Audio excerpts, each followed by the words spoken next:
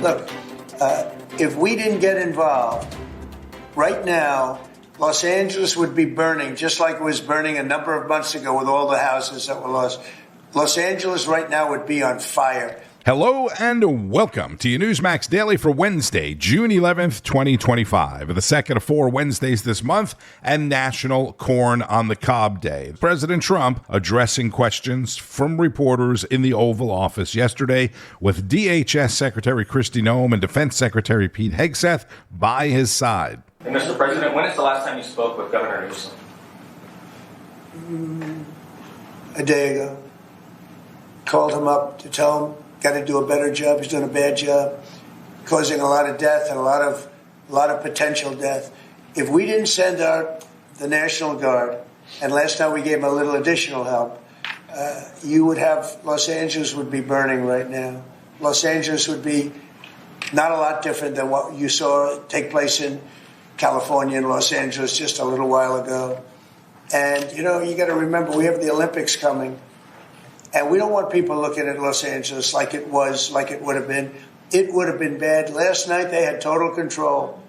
If we didn't have the military in there, the National Guard, and then we also sent in some Marines, we had some bad people. We have people, they look in your face and they spit right in your face. They're animals. And these are paid insurrectionists. These are paid troublemakers. They're agitators. They're paid. Do you think somebody walks up to a curb and starts hammering pieces out, has all the equipment necessary, and starts handing it out to people to use as a weapon? These are paid insurrectionists or agitators or troublemakers. You can call it whatever you want. And we ended it, and we have in custody some very bad people. Some very bad people. According to the LAPD and other law enforcement, more than 210 arrests have been made in Los Angeles. There is positive economic data this morning. Markets are in the green. I'll get to that in a little bit. Elon Musk saying he regrets some of the tweets that he sent in last week's feud with the president. But first, we'll hear some of the president's comments at Fort Bragg in North Carolina yesterday, kicking off the celebration of the Army's 250th anniversary this weekend.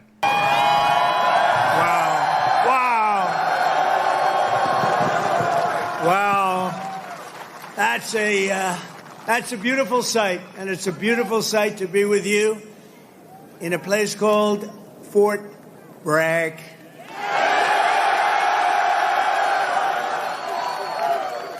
Can you believe they changed that name in the last administration for a little bit? But we'll forget all about that. Well, we're going to forget all about it. I want to just say God bless the U.S. Army and God bless the USA. Great place, great group. I want to thank so many incredible soldiers and paratroopers, pilots, warriors for that awesome display of pure, unrivaled American military might. I just saw something that was crazy. You don't want to mess. I've been saying a long time, we have the best. Nobody even comes close, but they just gave me a display that you might be lucky not to see it because it's a little scary. It was beautiful to watch. Let's hear it for the Army Special Operations and Command and the 82nd Airborne Division and the 18th Airborne Corps. What a show it was, and what a show it continues to be. And Saturday is going to be a big day in Washington, D.C. You know, a lot of people said, we don't want to do that. I say, yeah, we do. We want to show off a little bit. You know, recently, other countries celebrated the victory of World War I. France was celebrating, really. They were all celebrating. The only one that doesn't celebrate is the USA, and we're the ones that won the war. Without us, you'd all be speaking German right now. Maybe a little Japanese thrown in. But we won the war. And we don't celebrate, but we're going to celebrate on Saturday, and we're going to celebrate from now on. We're going to celebrate our greatness and our achievements. This week we honor 250 years of valor and glory and triumph by the greatest fighting force ever to walk the face of the earth, the United States Army.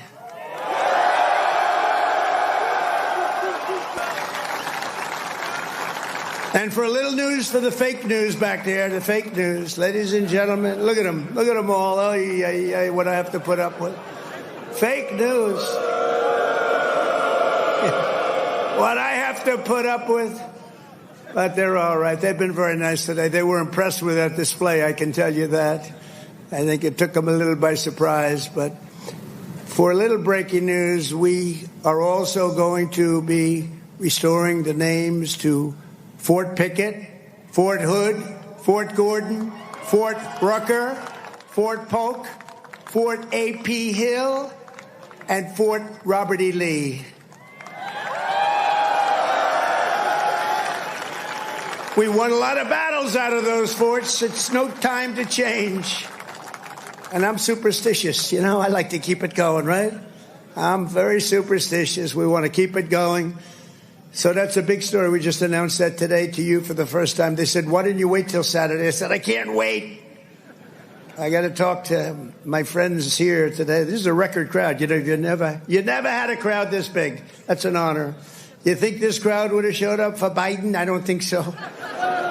I don't think so. Maybe I'm wrong. I want to thank so many great leaders here today, including Secretary of Defense Pete Hegseth, who's been great. By the way, Pete, thank you. Great.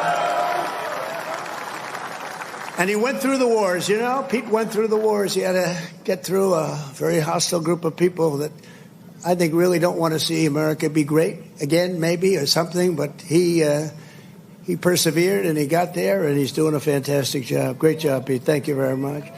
Secretary of Veterans Affairs, Doug Collins, a fantastic man. Thank you, Doug. You're doing a great job.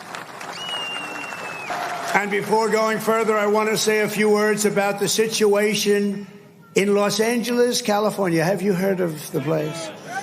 Where I've deployed thousands of National Guard troops and hundreds of Marines to protect federal law enforcement from the attacks of a vicious and violent mob. And some of the radical left, they say, oh, that's not nice. Well, if we didn't do it, there wouldn't be a Los Angeles. It would be burning today, just like their houses were burning a number of months ago. Generations of Army heroes did not shed their blood on distant shores only to watch our country be destroyed by invasion and third world lawlessness here at home, like is happening in California. As Commander-in-Chief, I will not let that happen. It's never going to happen. President Trump speaking at beautiful, historic Fort Bragg near Fayetteville, North Carolina yesterday afternoon. Fort Bragg was restored as the name of the base a few months ago, as I discussed yesterday. If you missed yesterday's Newsmax Daily, go back and listen. In Los Angeles, after 4 nights of violent protests, dozens of cars being burned, dozens of businesses being looted, L.A. Mayor Karen Bass has finally declared a curfew from 8 p.m. to 6 a.m. This is LAPD Chief Jim McDonnell. If you're within that designated curfew zone between the hours of 8 p.m. and 6 a.m. And are not exempt under the order, you're going to be subject to arrest. Our Rob Schmitt spoke with Los Angeles Deputy District Attorney Jonathan Hatami. All right, John Hatami is the Deputy District Attorney of Los Angeles. He is a common-sense Democrat who's working with the new DA, Nathan Hochman, to clean up L.A. after the George Gascon disaster. And we spent a lot of time talking about that. Mr. Hatami, it's good to have you back on the show. I want to start, and I want to show some pictures here because apparently we have protesters blocking the 101, which is like, I mean, the main artery of Southern California, that and the 5. We've got blockage there at 4 o'clock, a terrible time for it. So this is what we're seeing. But I want to start with this question. What is your office's position on Trump sending the National Guard into L.A.? Did you agree with that move? Yeah, I mean, here's the thing. We have a problem in Los Angeles and in California where we passed a sanctuary law in 2017. And as a result of that, the federal government is not allowed to work with our local police departments, which makes absolutely no sense. Most people want public safety, and to have public safety, you want the federal government and their law enforcement agencies working with LAPD and LASD, especially when you have individuals who committed heinous, violent crimes, were arrested, did their time in custody, but also were here illegally, and then by chance got released. because we have these sanctuary laws. And so because of that, we're in the problem that we're at now. So here's the thing. If we can't protect law enforcement, even federal law enforcement, and if we can't detain individuals who are here illegally, who have committed violent crimes, well, then you're going to need other departments and organizations to help. And so what, the federal government noticed is on Friday that they were getting attacked, and nobody was there to help them and defend them from a large group of individuals in LA County, in downtown Los Angeles, and in Paramount. Yeah. And so they called in, the National Guard. And that's the right of the president to do that. We all want to be safe. And I think he believed that these individuals were not safe, and he did that to make sure that everybody was safe. Yeah, you don't have enough cops, and at the DA's office, you certainly are aware of that.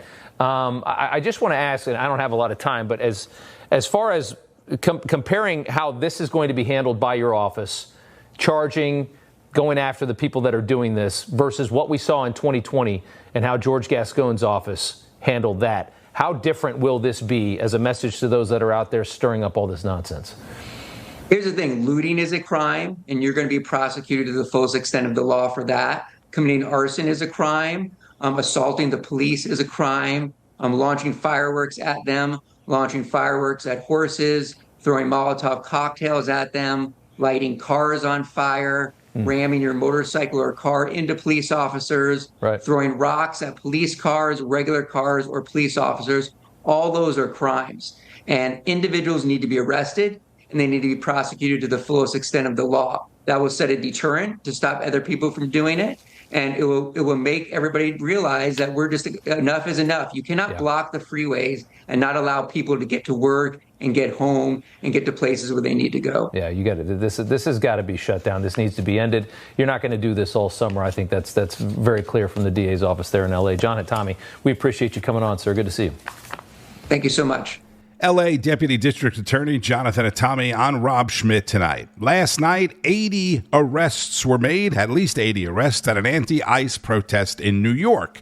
There were protests in Chicago, Denver, and several other blue cities. As you suspected, it is spreading around the country. A friend of mine in Denver posted on social media a flyer that had been posted on a lamp post promoting last night's protest, calling it an ice out. Come out for the ice out.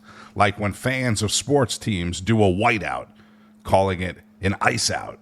This is Lydia Serrani with Pennsylvania Congressman Dan Muer. As the LA riots move into the fifth day, the damage caused by the rioters, it is adding up. Some people calling them domestic terrorists. The self-driving Waymo cars that were torched are estimated to cost $150,000 each. Look at that rioter there waving the Mexican flag. And that's in addition to the numerous storefronts and businesses that have also been destroyed. To discuss, let's bring in Chairman of the Oversight and Investigation Subcommittee, Congressman Dan Muer. The Republican represents the state of Pennsylvania and serves on the Small Business Committee. Congressman, thank you so much for joining us here on Newsline.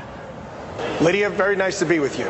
President Trump just spoke a short time ago talking about if the military hadn't gone in, L.A. would be burning to the ground as we speak. You've been seeing the destruction, the damage, despite what Newsom, Mayor Bass, and now even Congresswoman Maxine Waters saying everything is peaceful. What are you hearing? And already we have to think about getting these small businesses back on their feet.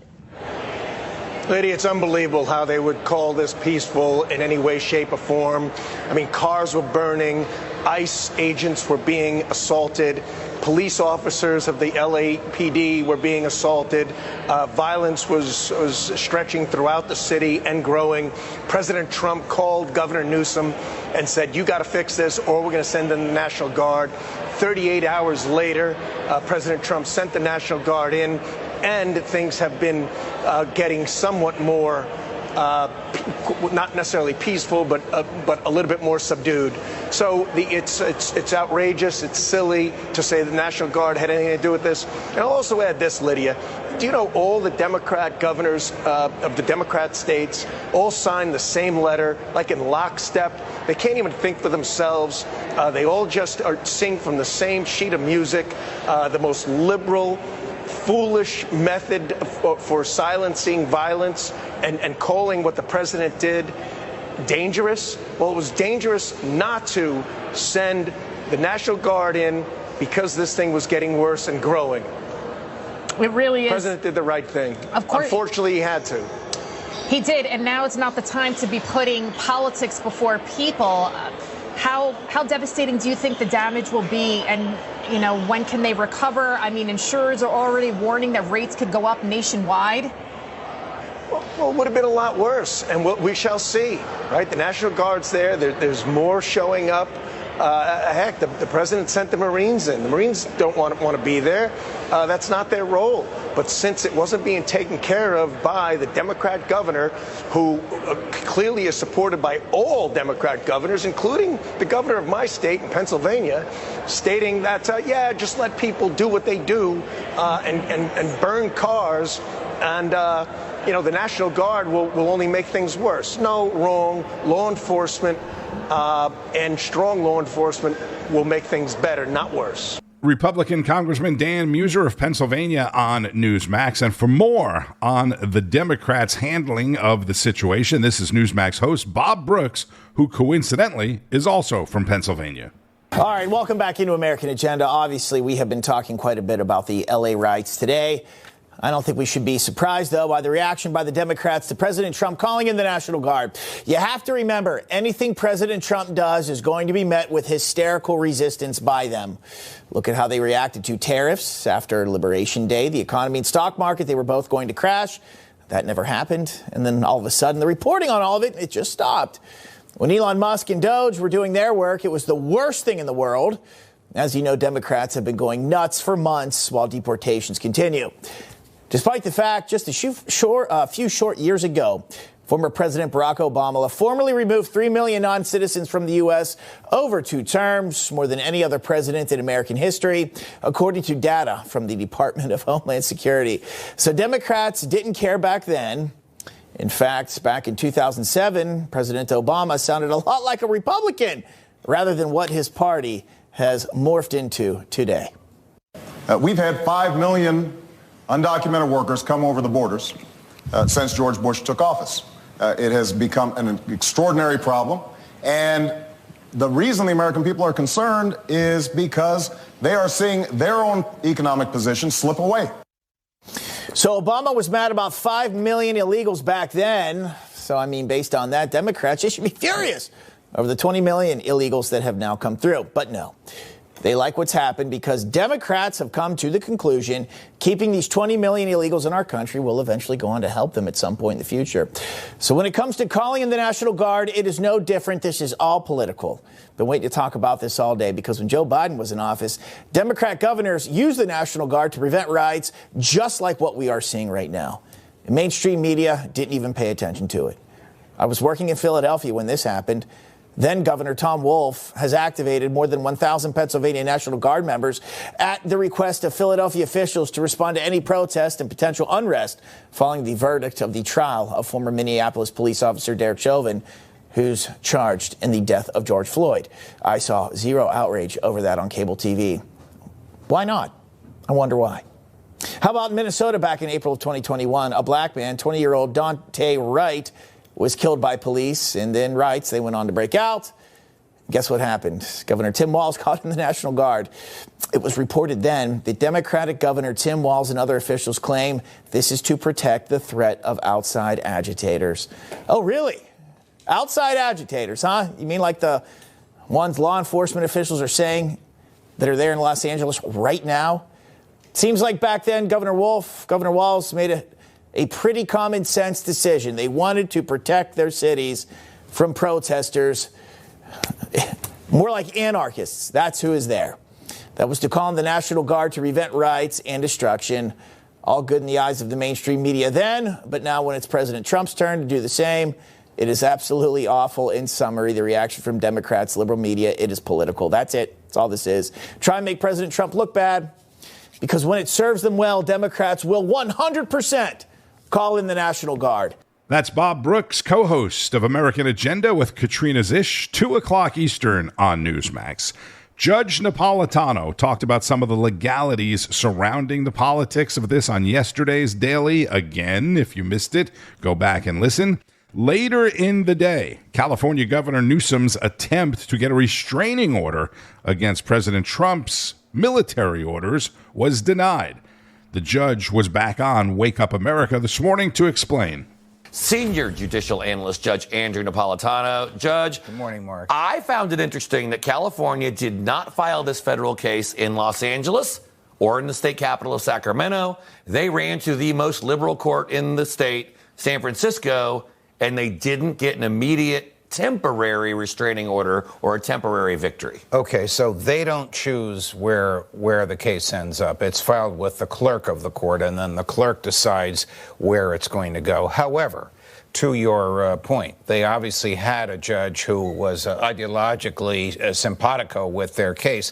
But the law says in order to restrain the government, which is what Gavin Newsom wants to do, restrain the president, restrain the Secretary of Defense, without a hearing, you have to show a couple of things. Immediate and irreparable harm to the plaintiff, the governor of California, and the likelihood of success to the plaintiff, the governor of California.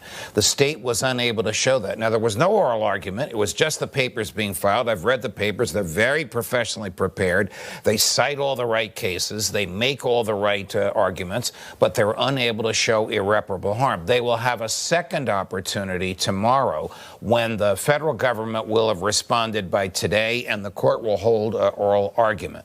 It's hard for me to predict which way this will go, except I will say historically, judges have been reluctant to issue orders in the middle of a conflagration like this in which people could die and property could be destroyed. They prefer to rule on these things after they're over. And this is not new ground. I mean, as we've talked about over and over, especially this week, I mean, this action was taken by Eisenhower in 1955 or 57, I believe. Kennedy took it in the early 60s. Lyndon Baines Johnson did the exact same thing in the mid-1960s.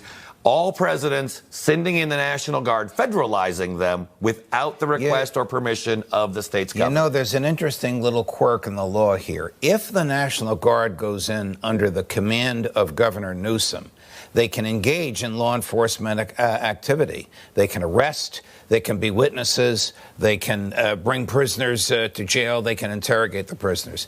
If they go in under the command of President Trump, which is the way they are now, they cannot engage in law enforcement. They can only stand there and provide protection if they or the entities they're protecting are provoked. There you go. Newsmax senior judicial analyst Judge Andrew Napolitano on Wake Up America this morning with Mark Lotter. The judge explained this yesterday, and the White House has also said that the National Guard is not there to act as law enforcement and make any arrests. They're there to calm the chaos, end the violence, disperse the crowds, etc. All of the local and state law enforcement agencies are making the arrests. President Trump and Vice President Vance are having lunch at the White House today. There's also a White House press briefing this afternoon where all of this will be questioned and discussed ad nauseum, likely. Plus, I mentioned Elon Musk posting today that he regrets some of the posts he made in his argument with the president last week. He didn't say specifically which one or ones of the posts that he regretted, but we can all imagine it's probably the Epstein file post. But I'm sure that questions about Elon will also come up in the press briefing today as well. Then the president and the first lady are attending a show at the Kennedy Center for the Performing Arts tonight. It is the opening night of the Broadway smash Les Mis at the Kennedy Center. And speaking of A. Kennedy, at a Make America Healthy Again Q&A yesterday, Health and Human Services Secretary Robert Kennedy Jr. was asked about the dismissal of the 17 members of the Advisory Committee on Immunizations, the vaccines. I told you Kennedy is going to replace them, and he said in an effort to boost the public's trust. Here's more of what he said yesterday. Not anti-vaxxers. We're bringing people on who are credentialed scientists, who are highly credentialed physicians, who are going to do evidence-based medicine, who are going to be objective, and who are going to follow the science. Kennedy also referenced a congressional investigation back in 2003 that pointed to allegations of 4 panel members having financial ties to companies that would benefit from the development of vaccines. Wow, you don't say. And Republican Representative Mark Green of Tennessee, chairman of the House Committee on Homeland Security, said he plans to resign from Congress as soon as the House votes again on the reconciliation package. Green said, "It's with a heavy heart that I announced my retirement from Congress. Recently, I was offered an opportunity in the private sector that was too exciting to pass up." He also said he was going to retire from Congress at the end of the last session, but he stayed on specifically to make sure President Trump's border security measures made it through Congress. Again, that is Congressman Mark Green of Tennessee. In New Jersey's gubernatorial primary yesterday, Republican frontrunner Charlie Ciccarelli, endorsed by President Trump, and Democratic frontrunner Mickey Sherrill won their respective races for the chance to replace term-limited Democrat Governor Phil Murphy. On Wall Street, stock markets opened in the green this morning after China said it will supply rare earths to the U.S., and the U.S. made some concessions on allowing Chinese students into universities, as well as tampering down tariffs. This is part of the trade negotiations that investors do not seem to be too excited about thus far. What is exciting is the CPI numbers. Consumer Price Index came in lower than expected again, showing inflation rose 0.1% compared to the expected 0.2% from analysts. Inflation is continuing to cool down even with the tariffs, and you probably won't hear too much about that anywhere else.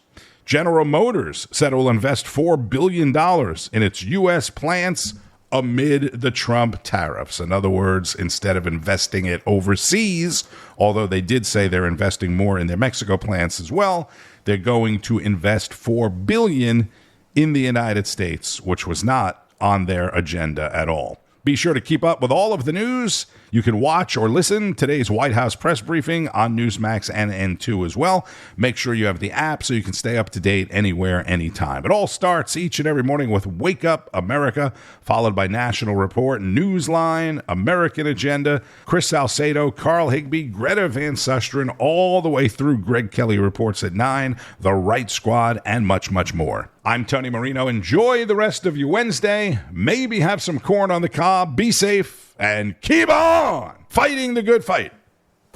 News breaks every minute, every day. You need the app, the Newsmax app. Find it free on your smartphone store. Then watch us anytime, anywhere. Information. Truth is freedom. Is Newsmax. It's real news for real people.